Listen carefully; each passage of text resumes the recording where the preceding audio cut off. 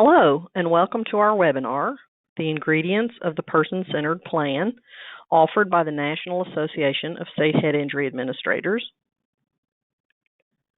I'm Maria Crowley with NASHIA's Training and Education Committee, and Gabriella Lawrence Soto is our webinar organizer. Thank you for joining us. If you're unfamiliar with NASHIA, we're a nonprofit organization created to assist state government in promoting partnerships and building systems to meet the needs of individuals with brain injury and their families. A GoToWebinar user guide is available for download from the NASHIA website. This is a great resource for making the most of your live webinar experiences. A handout of today's presentation is available for download in GoToWebinar. Check your attendee control panel for the handouts pane. To ask a question during the webinar, please enter it in the questions pane, and our organizer will forward your question to our speaker after the presentation if time allows. If we run out of time, the presenter will respond to your questions via email. Today's webinar is the second in our series on person-centered planning. These webinars are free to view, but if you would like a certificate of participation to use in pursuing continuing education credits, note that NASHIA members and non-members may purchase them at the NASHIA website. All webinars in this series will be recorded and archived at the NASHIA website. Today, our presenter, Diane Grieder, will highlight the documentation elements of person-centered planning. She will cover assessment, reaching an understanding of the data and the person, and how it all leads to informing plan development. A clear description of the definition of goals, objectives, and interventions will be provided. Our objectives today are to understand the importance and value of the narrative summary, list 3 elements of person-centered recovery plan and define them, list 2 reasons why personally defined goals are important to know and document, and describe how person-centered planning acknowledges medical necessity and rigorous clinical documentation and where it can be found in the plan.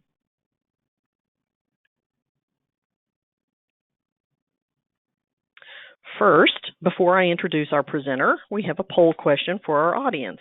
Please indicate your answer to the following question. In your daily work, are you involved with person-centered planning?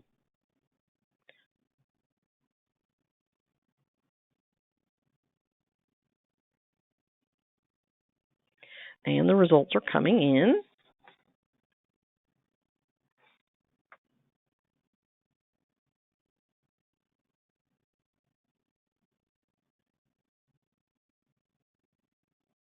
And in just a minute, Gabriella will pull those up so you can see how the answers came out.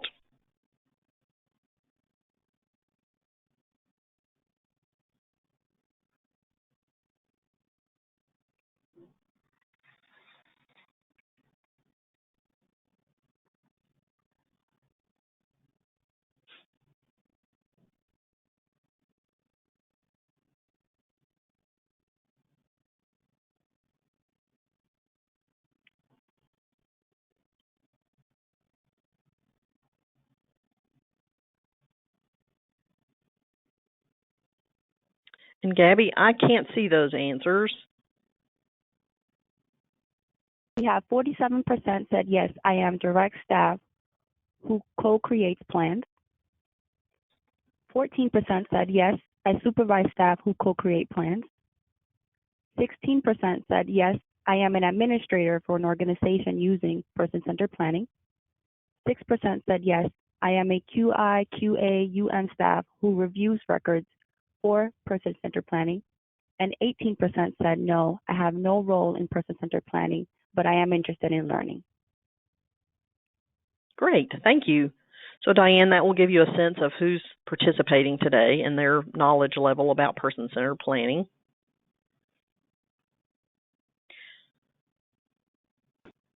And now I'm pleased to introduce our speaker, Diane Grieder, owner of AliPar Incorporated. Diane is the owner of AliPar, Incorporated, a behavioral health consulting firm committed to improving organizational performance in a person-centered manner, and co-author of Treatment Planning for Person-Centered Care, The Road to Mental Health and Addiction Recovery, a Planning for Person-Centered Care, a textbook published in late 2004 and revised as a second edition in 2013.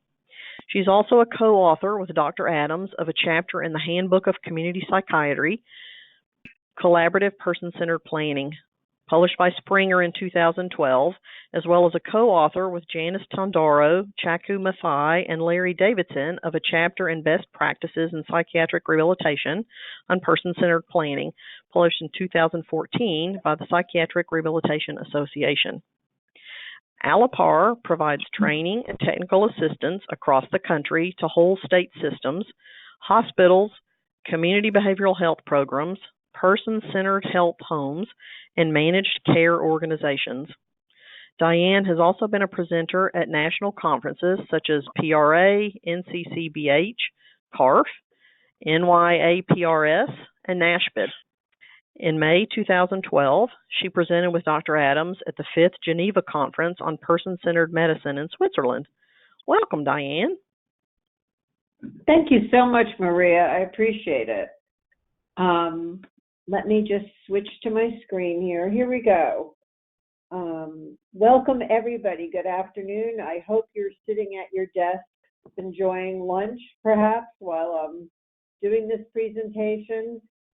And I also hope that we'll have a little time to spend together at the end with questions that you might have. Sounds like we have a very diverse audience. Appreciate you taking the poll.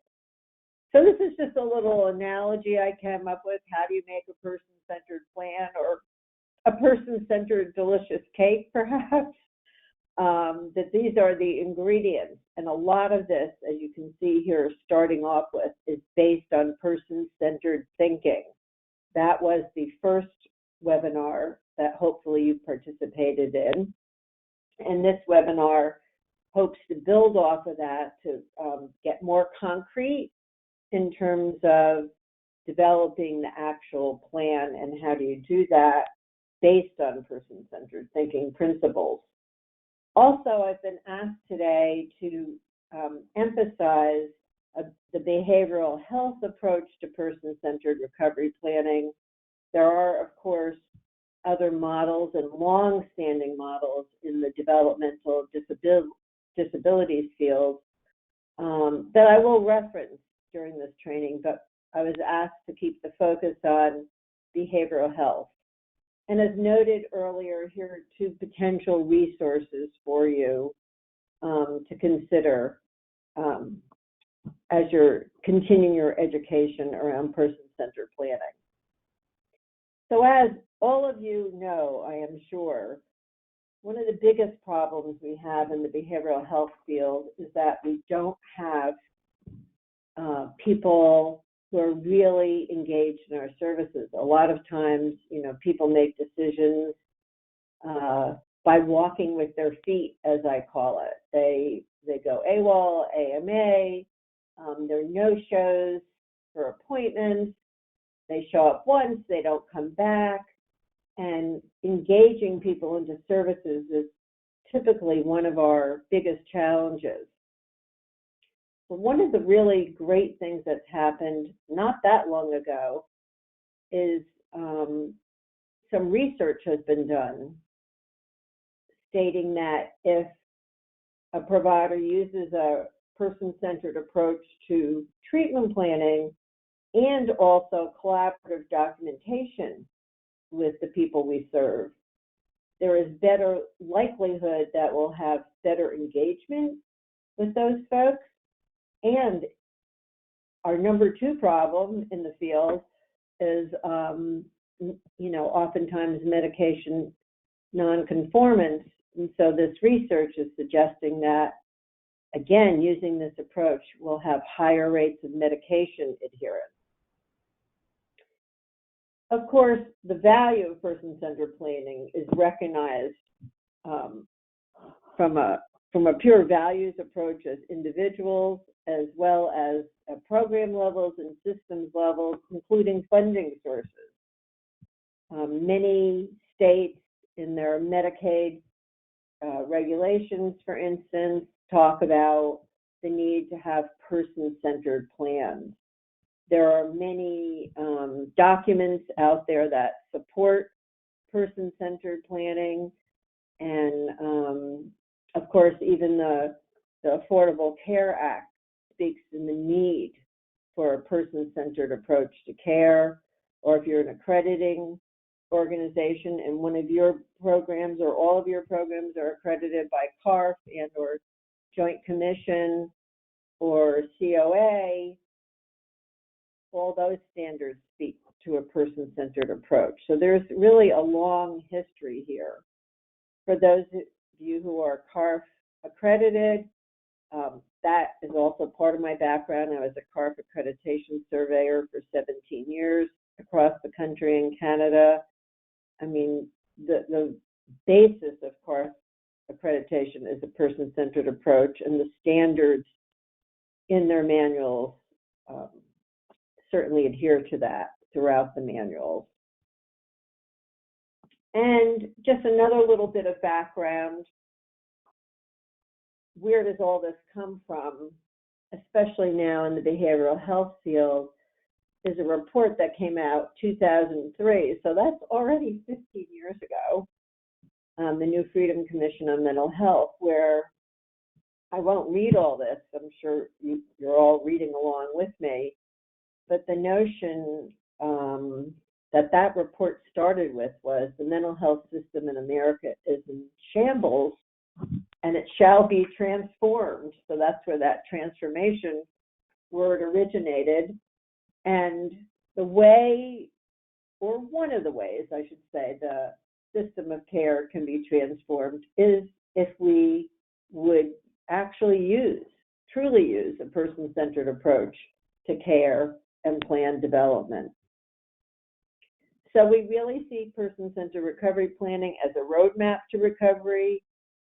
It should be directed by the individual as much as possible as they can, and we need to respect people's rights to be in the driver's seat of their care and their plan, again, as much as possible for that individual. But person-centered planning does not negate our role as professionals. We can think of ourselves as those co-pilots. We need to help people achieve their desired outcomes. That's what we should be all about. And also recognizing the role of natural supporters. Who else is in that person's life who might help out? One way you can kind of conceptualize person-centered recovery planning is that it has 4 components. There's actual philosophy, a way of thinking and feeling, and that's what we speak of person-centered thinking.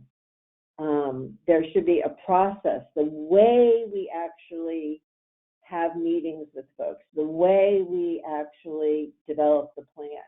And then we have that written product, which we call the plan, the ISP, the recovery plan, the treatment plan, whatever terminology you use at your organization.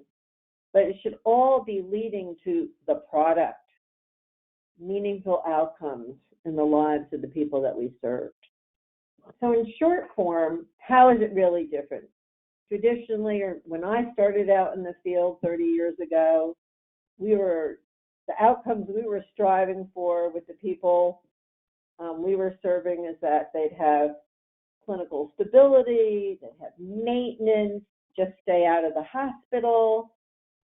That we were the experts, we knew best, and we could, in essence, tell people what to do or what they should be doing with their lives. And everything was kind of problem focused, or to use Lisa's terminology, the focus was what was important for people, not necessarily what's important to people. So it's kind of one-sided.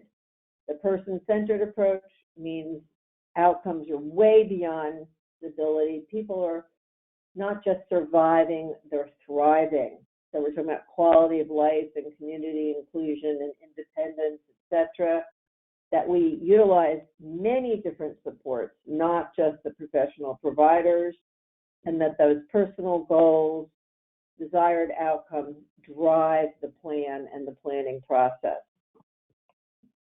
So when we say, one of the 4 P's being the practices, this is very, very short form about practices, but I really do believe that without a good practice in place, it's going to be hard to have a good written plan and ultimately product.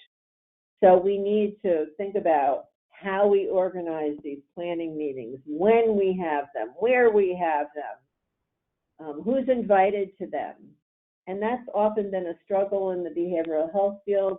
Things are turning quickly, people are coming and going, we might not have that long with them, it may not be a lifelong endeavor for folks, and we're often rushed to get things done, so sometimes we don't stop and actually do planning ourselves, planning to plan in essence.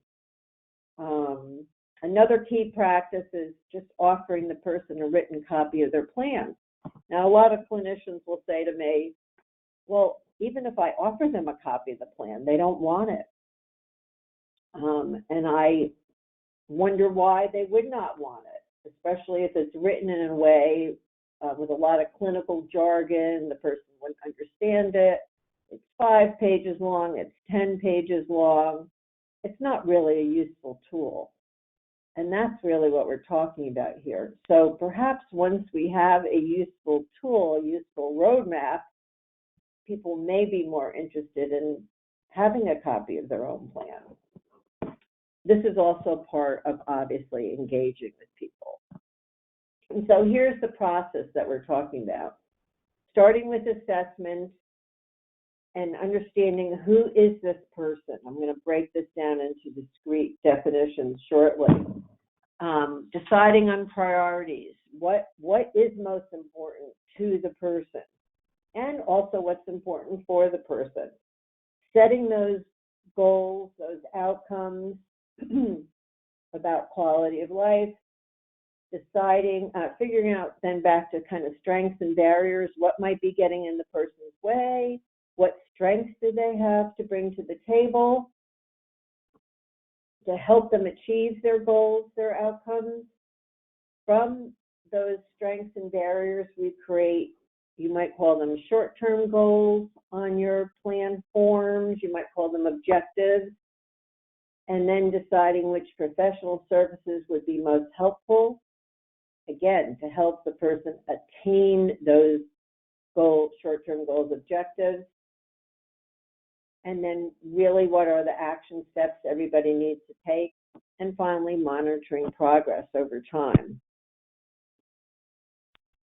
This is all may sound good in theory, but again, providers say to me all the time, well, wait a minute, I still have to pay attention to regulations and the required paperwork and medical necessity, compliance, and I'm trying to be collaborative and person-centered, strengths-based, transparent, etc. So how can I make that happen? And I am a firm believer that you can make that happen. Providers need to have hope too. We oftentimes talk about hope for the person in services, but providers need the same hope, and that we can balance this out and have a written plan that speaks to both. So first, we really kind of start with assessment. It's our beginning place, no matter what kind of service you're delivering on. And of course, you're going to fill in the blanks, fill in the forms, fill in the screens on the computer of all the necessary information that you need to help you gain a better understanding of this individual, their whole background, etc. But in person-centered assessment, we just like you also to think about, in addition to all the problems the person may have and legal difficulties, whatever it might be, so that we're going to focus in also on their strengths, their culture, and stage of change. So strengths, here's just some ideas about it. I always say think outside the box. Everybody's got strengths, no matter their situation. Sometimes people can't see their own strengths, and here's an opportunity for us to partner with them, helping them to see strengths in themselves, in their lives, in their environment. If I'm feeling overwhelmed by my illness or my current situation, I am not going to feel particularly strength-based. I need your help. So this is not an either or. The person themselves is not solely responsible for identifying strengths. You can help out. Also, we need to pay attention to culture being central to the person's life. And again, by culture, think outside the box. We are talking about every type of culture you could possibly think about. I'm here in Virginia, and I often talk when I'm doing training here in Virginia just about the culture. There's multiple cultures here. There's a mountain culture. There's a beach culture. So there's just even cultures by where people live, and we need to recognize that. So we really want to pay attention to this. And I like the term, they use it in California, by the way, cultural humility instead of cultural competence. I'm not sure I can be competent myself about every potential culture there is on the planet, but I can have cultural humility. I can ask people, how do you define yourself? And then the third part is around person-centered assessment to pay particular attention to is stage of change, stage of readiness, stage of recovery. Where is the person at? Where are they? And there are, again, many models that describe that in the literature, but remembering the person's in the center, and they may all be at different places. Some people aren't even sure they want help, right? And some people aren't sure that they're ready to make change. So we need to take that into consideration in assessment. Everybody is not typically that we serve in the action stage of change, meaning they have the awareness of their illnesses, disabilities, and that they're ready to go forth and make 100 changes. People may be a little more unsure and uncertain about themselves. So we need to think about how we write those plans dependent on where the person is at, meeting them where they're at. The next step after assessment, which I typically think of as data collection, and you probably have so many different forms where you do this data collection, is to think about, well, how do we put it all together? What is the story of that individual? You might call it, again, in your agency, the narrative summary, the interpretive summary, the integrative summary. You might refer to it as the one-page profile that Lisa spoke about in her training last time. It doesn't matter what you call it. The most important thing is that you do it, and that we really believe that if you have that kind of integrated understanding of who is this person, it's going to make much more sense in terms of developing a plan and working going forward with the person. So think of those three things that I just mentioned again for your narrative summary: strength, stage of change, culture. Another way to kind of frame this in your own minds about the integrated summary is it's moving from the what, which are only facts, to the why. How do you, as a provider, make sense of the data the person has presented to you? This is really important in terms of, again, the provider role. We can't expect that people receiving services can do all this on their own. This is where you come in and partner with people and help them to figure some of this out. That's what's really critical in terms of your job. And then sharing kind of your view of what's going on with the person. I don't think you need to have, 5 degrees after your name to be able to do this. Sometimes people are very concerned about that. I call this critical thinking. critical thinking, not necessarily clinical thinking. It's that critical thinking piece of pulling it all together.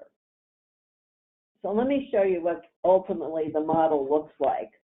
That goal that's defined by the person, what they're moving toward. Again, you may call it outcome, desired outcome on your forms. That's all okay. And then back to the assessment. What do we know about this person in terms of assets to draw upon? What do we know about what's getting in their way?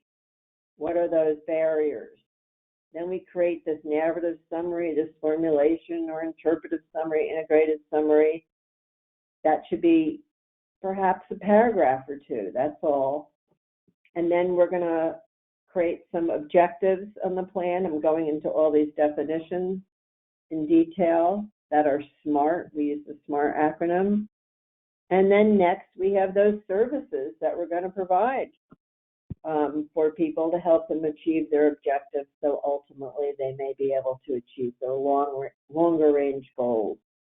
And these are those professional billable services. They could be all kinds of other support, action steps by the person themselves, and are there any natural supporters in the person's life who can help out?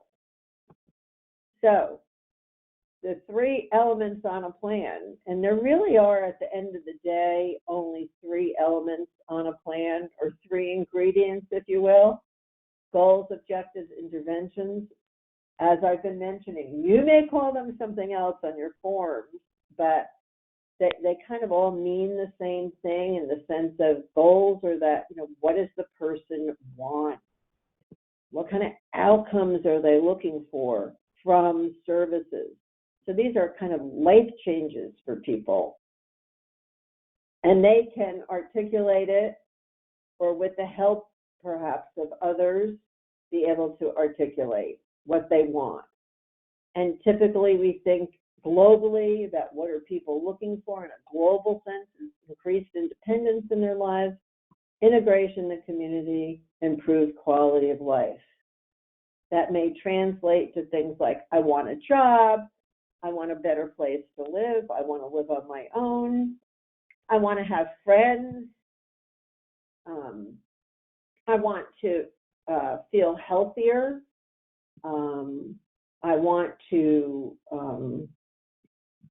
get my kids back. Maybe my children have been taken away from me. I want to get my job back. I want to get my driver's license back. Just anything that's meaningful to the person in any of these areas. Why is this so important? Is because, again, without that kind of goal collaboration and really honoring what the person wants as their outcome, we're going to have some difficulties in terms of engaging with people. This is the place in the plan. You don't have to demonstrate medical necessity in this outcome statement, this goal statement. This is the place in the plan where we honor the person's voice. And we help them, and we document that, because that's something that may have relevance for them, so that they might be more inclined to kind of do the hard work they need to do. And it is hard work to make changes, to make behavioral changes, to acquire new skills, etc., that show up in the objectives, to do all that work, to go to all our wonderful services in the spirit of what? In the spirit of trying to achieve outcomes that are important to the person. Again, there's so many different ideas we can come up with, and people may tell us about. So just sharing some other thoughts. Sometimes we work with people, though, who are stuck, who really can't identify an outcome or a goal for themselves. And so that's why we say we need to continue the conversation. Back to that other P, the process of not just stopping with a quote on the form of someone saying, I want to feel better. All right, what does that mean? What is that going to look like? If you were feeling better, how would you spend a day? What would you be doing? So we also want to think about the person's strengths. You told me that you like to knit, and you said that you have a dog and you really love animals. If you were feeling better, might you be able to, take your dog for a walk daily? It may be something as simple as that, or it may be getting a job in I really like to work in a animal shelter, let's just say. So using the person's strengths is a way to help us help people identify goals. And also the conversation is critical. So if folks could just go out and achieve their goals on their own, they obviously wouldn't need us, right? So there must be something getting in their way. What are those barriers? What are those kind of roadblocks? What are things that are important for the person? They may need some help with skill development. They may have intrusive symptoms. They don't have resources that we might help them access. They need a lot of support. They have health and safety issues, risk issues. There's so many potentials here, right, that are getting in people's way. That should all be clearly identified from the assessment. And then we're going to use those whatever those elements are for that person to help create those short-term goals, objectives. Or again, in other disability arenas, they might be called support activities. So these are those shorter form steps that oftentimes are incremental to help the person build and move toward achieving their desired outcome. So we've got to try and help them overcome those challenges, those barriers that are getting in their way, and try to remove them, learn new skills, better manage their anxiety, for instance, so that they can go out and get that job, or leave the home to even go walk the dog if they're so anxious or having panic attacks, let's say. So we've got to identify those barriers, and then we use our objectives to try to overcome them.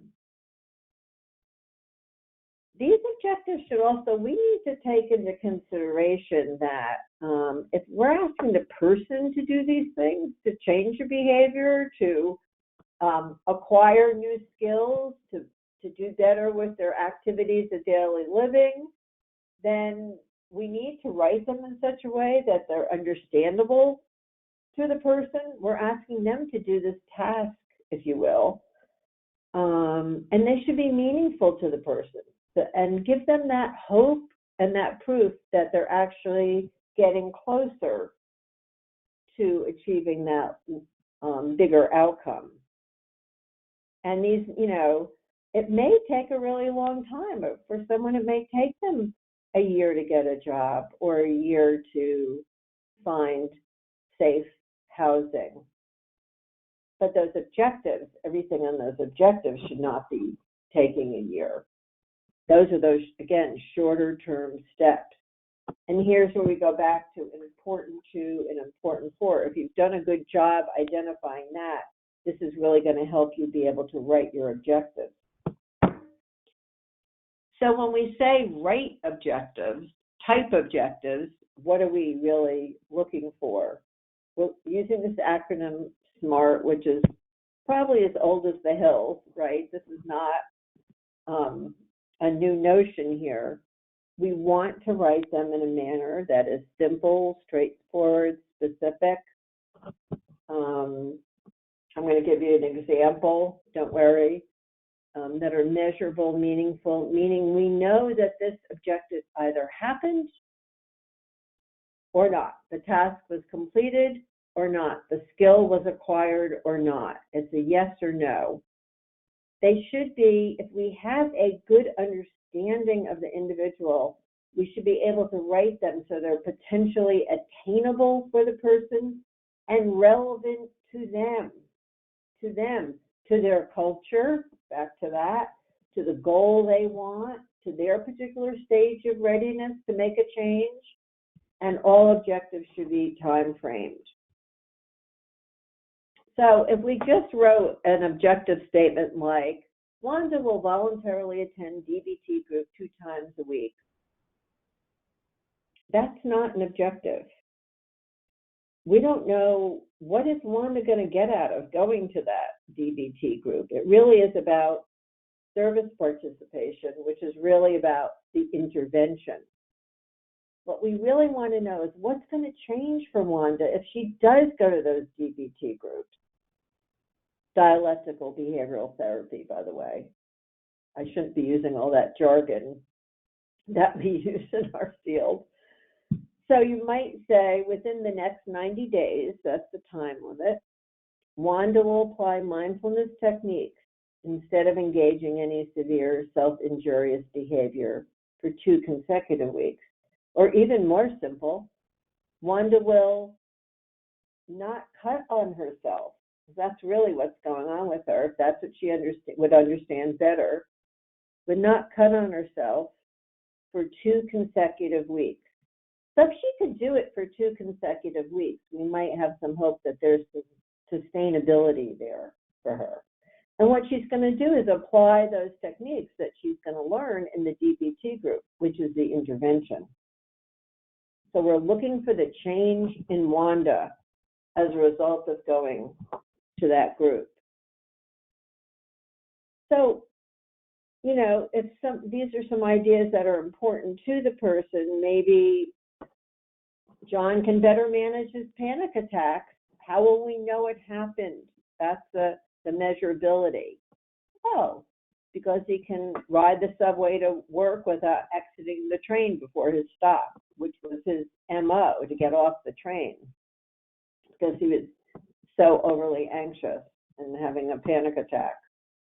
Philip will have increased social interaction. If you just wrote that, period, Philip will have increased social interaction. How are you going to know that it happened? What's the measurement?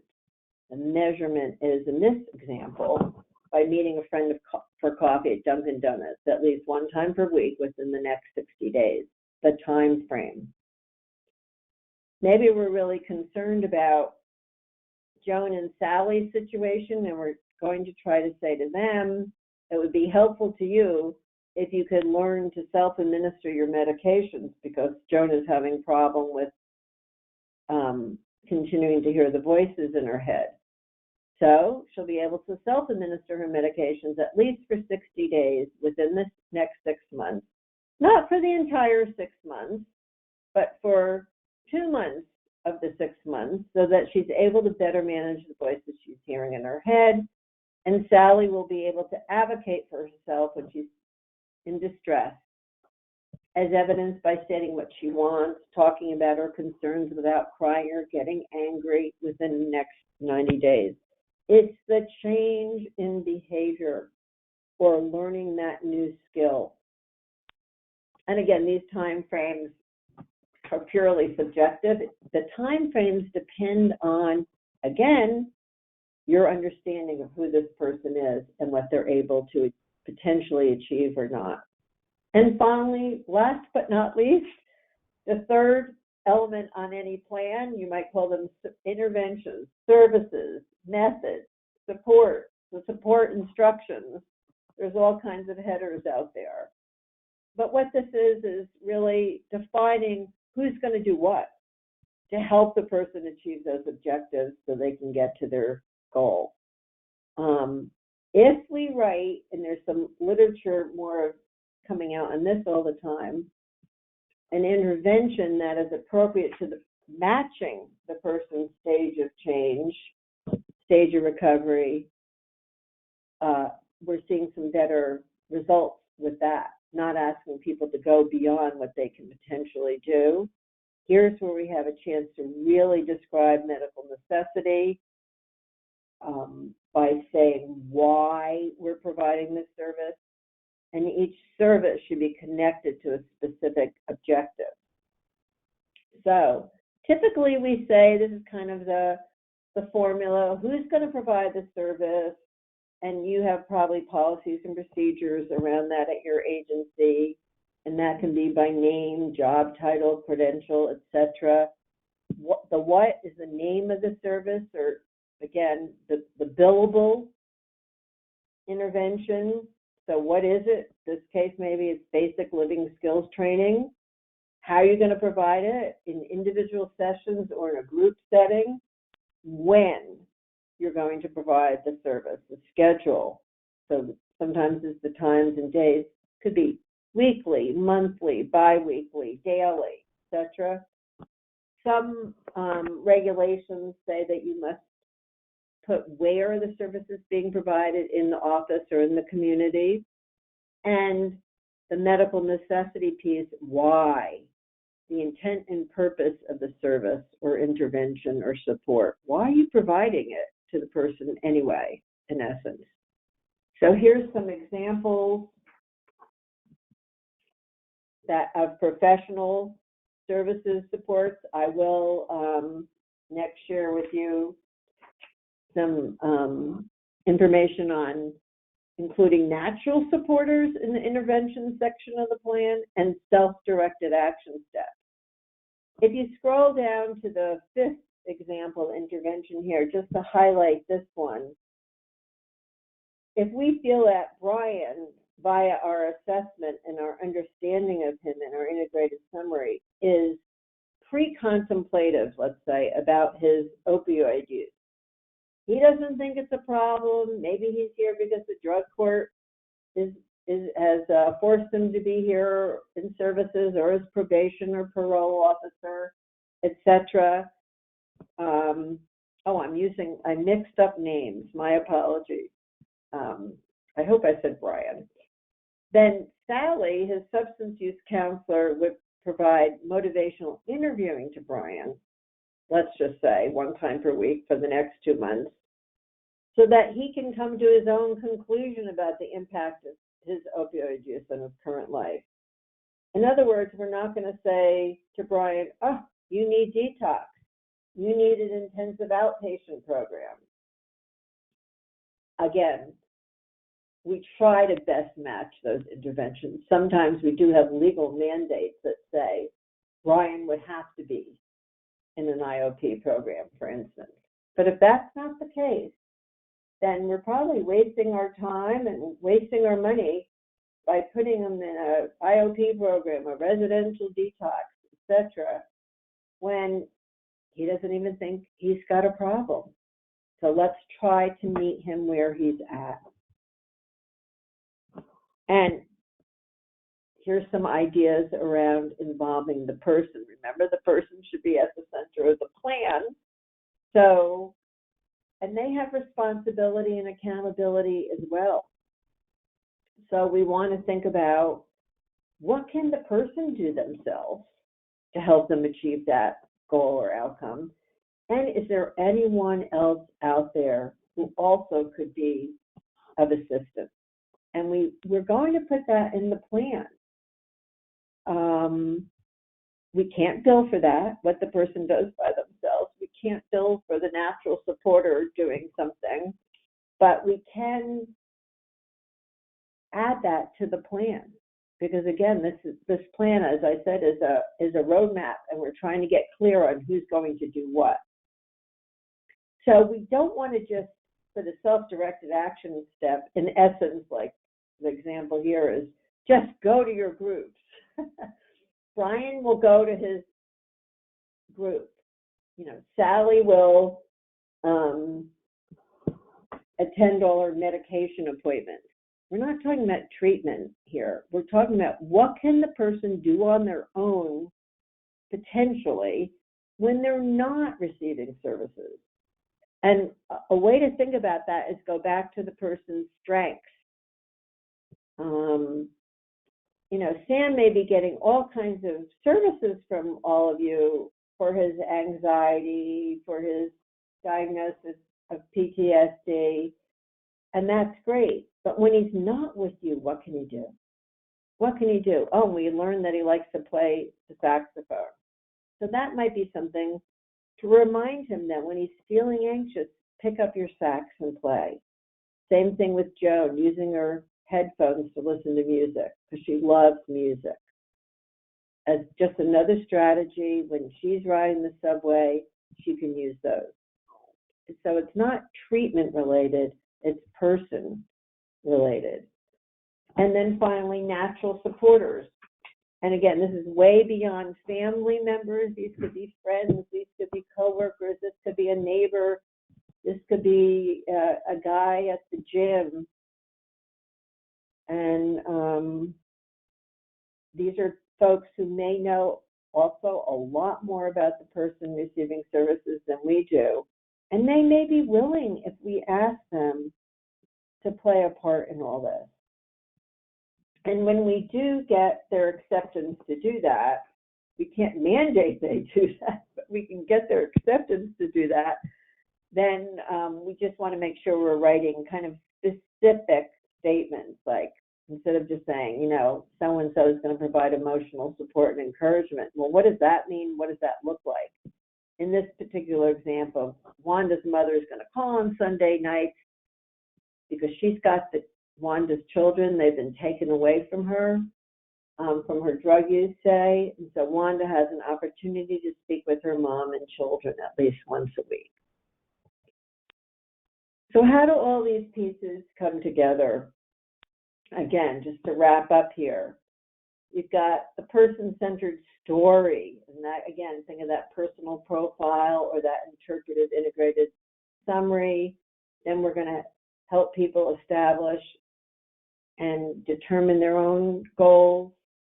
Going to go back to that assessment. That's why it's so critical that we know what are the person's strengths and barriers. We're going to write objectives to overcome those, again, based on our understanding in the individual, where they're at, their culture, their abilities, and then finally those services or interventions the person themselves can do, natural supporters can do, and the professionals can do.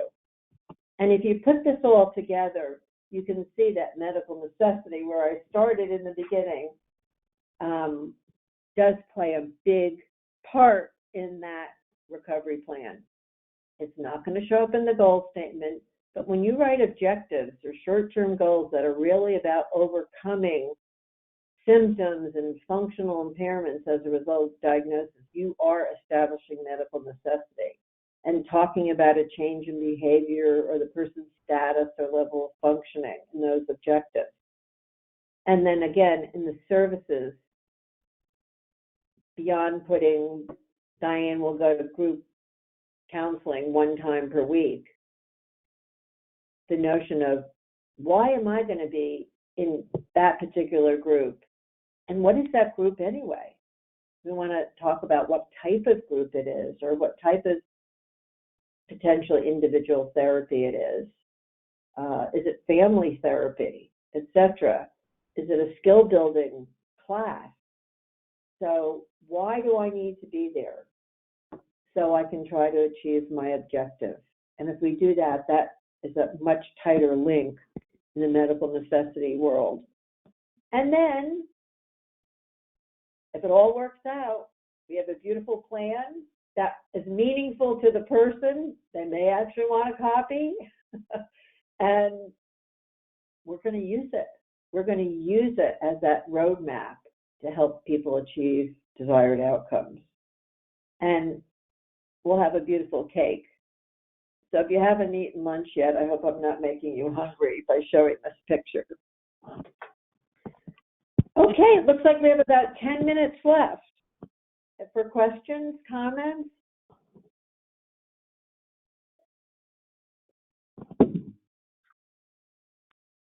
Maria? Great. Thank you, Diane. I appreciate it. Gabby, would you switch the presenter rights back over? Thank you. We appreciate it. That was such great information. I wanted to thank everyone for viewing our webinar today. And do we have a few minutes for questions? Do we have any questions, Gabby, that we want to run through? So far, there's no questions, but there is a comment. So cultural humility versus cultural competence. That's really good, and I agree with her. This comes from Donna Contrell. I don't know what I will ever be totally culturally competent, but I'm willing to admit what I don't know and to ask. That was a brilliant approach. So thank you, Donna, for that comment. Any other questions or comments anybody wants to share?